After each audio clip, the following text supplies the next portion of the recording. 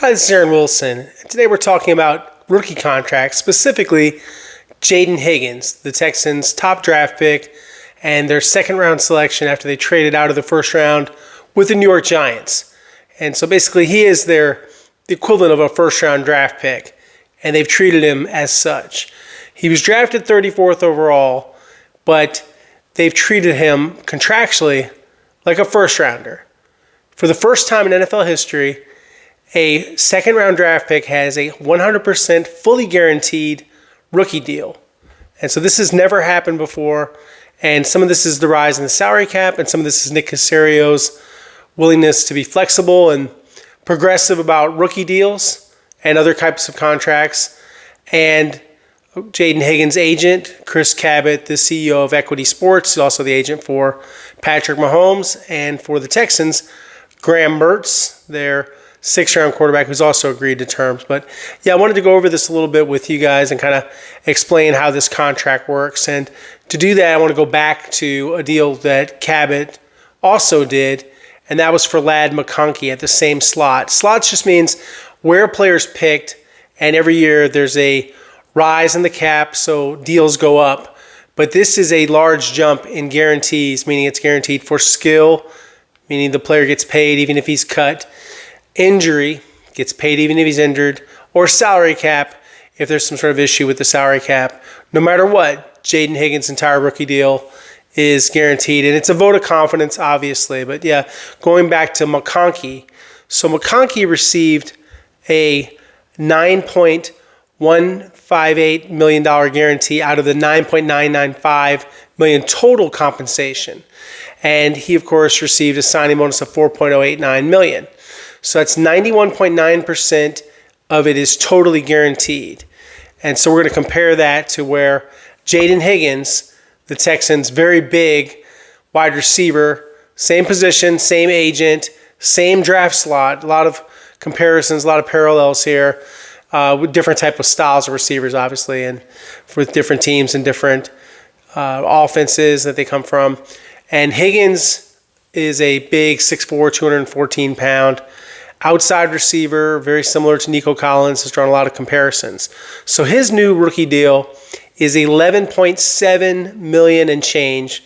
There's an $824 at the end of that. And he got a $5.149 million signing bonus. And so it's fully guaranteed, 100% guaranteed.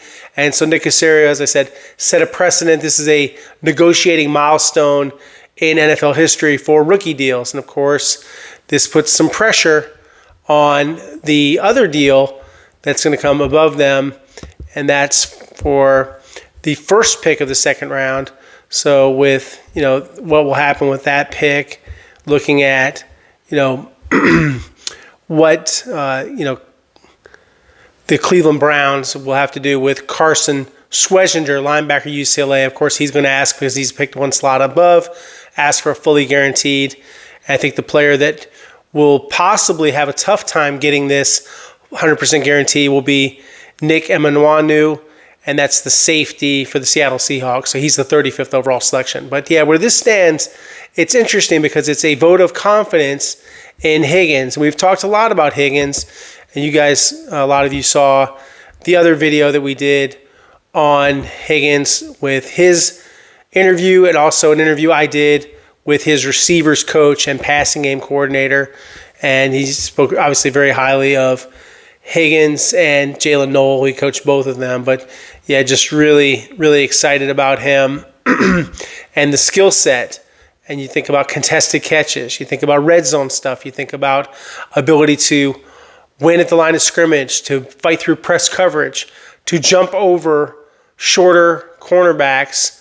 There's a lot of things that go on with that. And so with Jayden, whether he's playing slot, playing outside, as his receivers coach, Noel Pauly, said, he could beat any type of coverage, has so much, I would say, confidence, swagger, and, just you hear a lot of good things. Just he said he knew he would be a high-end pick, and whatever team got him would be extremely pleased because what he brings on the football field, he carries himself off the field, and chip on his shoulder, as you guys have heard. Eastern Kentucky transferred up because he wanted tougher competition, got it in the Big 12, and he was more than up to the task. So interesting to see a player like this cash in. And it makes me wonder with the way Nick did this deal, and I think he may take it to the grave, on who they were going to draft at 25 overall. They had interest in Matthew Golden, I know. They had interest in Donovan Jackson, who went one pick before them. And he started thinking about retreating out of the round after they weren't able to move up for Kelvin Banks and also Tyler Booker, the two offensive linemen they're really coveted. But, Nick still wound up with Ariante Ursary in the second round, and he's still unsigned. And I'll give you guys an update on rookie deals, which I reported first, which is important to me. Just like to get you guys the information as fast as I can. So their third round pick was the first to reach a deal. That was Jalen Smith from USC. He's a corner, nickel, can even play safety. 4 years, $6.16 million, $1.12 million to sign. So a good contract for their third rounder. And then, of course, I mentioned before, Graham Mertz, 4 years, $4.934 million, $228,484 signing bonus. And he's still banged up, so we're not sure if he'll do a ton. We've seen him throwing, but how mobile will he be? Will he be cleared to practice? And then they did sixth-round safety Jalen Reed, 4 years, $4.95 million, $243,800 to sign. And he's the safety from Penn State, second team All Big Ten, real feisty hitter type, can make some plays on the ball, good blitzer, pretty fast, 4.49 for 6 foot and 211, and 98 tackles and a forced fumble and 3 picks last year. So 3 interceptions in the Big Ten. That's excellent. And then the guy with the wrestling background, the defensive lineman from Rutgers, who I really think is going to be their type of guy for the rotation. He's going to obviously have to earn his spot and make the team. But Keontae Hamilton, and he gets a $4.81 million 4-year deal, $138,328 to sign, and he's got base salaries of $840,000, $1.058 million, $1.277 million, $1.495 million, and so this is another deal that the Texans have finished, and I think they're going to be done pretty quickly with all of the picks. Unsigned right now, Ariante Ursary from University of Minnesota, their second-round tackle, who I think could wind up being the best player of this group. And then you also have Jalen Noel, their other third-round pick, unsigned wide receiver from Iowa State. I think he'll be done soon. Fourth-rounder running back, Woody Marks from USC. I think his deal will also be finished quickly. And Luke Lachey, the seventh-rounder, Iowa tight end, and the son of Jim Lachey, the former Redskins great offensive tackle. So I grew up watching him living in D.C., and so, yeah, we'll see. Luke Lachey can block like his dad, then they'll find a spot for him. But, big-time deal for Jayden Higgins, and it's just interesting to see how the Texans, are doing business and to set a precedent. And this isn't the only precedent Nick has ever done. He's done precedents before in the fourth round in terms of guarantees, what he did for Dameon Pierce, and that worked out pretty well, at least for his first year when he was a Pro Bowl alternate and was the Angry Run of the Year award winner. So, yeah, I think it's good sometimes to be willing to go against the grain, out of the norm, and I'm sure it doesn't make Nick that popular with the other general managers, but that's not what he's worried about. He runs his team the way he wants to run it, and he's excited about these players. So that's why he did the deal, the way he did it, and obviously Chris Cabott, some good negotiating from him, and he's negotiated a lot of business, obviously being Patrick Mahomes' agent and many other NFL players. So just interesting to see how this happened, and to do a fully guaranteed deal. It's a coup for, obviously, the player and the agent, but I think also for the Texans and kind of a new way of doing business.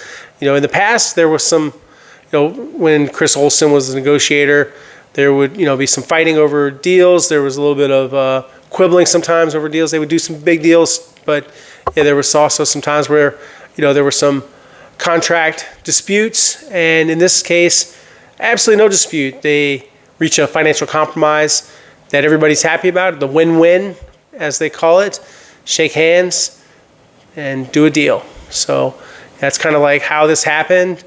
And right before the rookie minicamp, which we'll have coverage of course, look for videos, interviews, all of that sort of stuff. And my takeaways, remember, it's just one day of practice, Friday, that we're going to see. They're going to work out Saturday and Sunday too, but it is not a big deal. They are out there for orientation. They're trying to learn some plays. They're just trying to get their feet wet. It's not like we're going to have some real lasting conclusions. This is not full speed. We're just going to see, what do they look like out there? And, so it'd be cool to see Ursery and Higgins and Knoll, and, if they have any tryout guys, that sort of thing. There is, of course, I mentioned Mason Tharp, and they did, add another player with Jackson Woodard, the former Seahawks linebacker who was claimed by the Texans off waivers. He was the Mountain West Conference Defensive Player of the Year at UNLV. Arkansas transfer, walk-on, earned a scholarship. Ran at 4.86, so not real fast in the 40, but very, very instinctive, tough football player. We'll see, can he make the team? But, yeah, they've added him to this rookie group, and, at some point they're going to have to part with some guys because they're going to be at the 90-player limit. But, yeah, that's a lot of what's going on with the Texans contractually, and nothing really on the veteran front. I get a lot of questions about Brandon Scherf and other guards. I think this is the line for now. I think that they could go with these guys.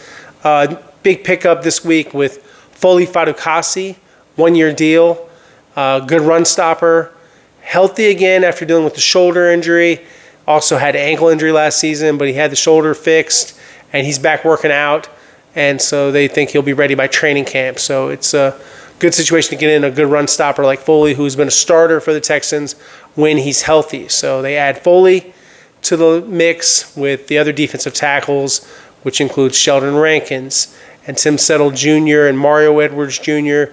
And sometimes Dino Autry kicks inside. And, of course, Keontae Hamilton and Tommy Togiai and Kurt Heinisch. And, boy, it's going to be tough to make this team. Some of these backups, not just at the edge position, but at the interior defensive line spots. So we'll be watching that, and it'll be interesting competition. Not just the offensive line. Everybody talks about offensive line, but on the other side of the trenches, the defensive line. Anyway, guys, I look forward to covering these practices, and we'll have interviews, and we'll have a lot of stuff for you guys to check out here on the channel. And, thanks very much for tuning in, and you can like and subscribe. And, of course, I'm on other platforms like KPRC2 Television with Randy McElboy and R. Alexander, and at www.click2houston.com, free of charge. Also at Aaron_Wilson_NFL on Twitter/X, and Instagram at AaronWilson7128. Thanks a lot, guys.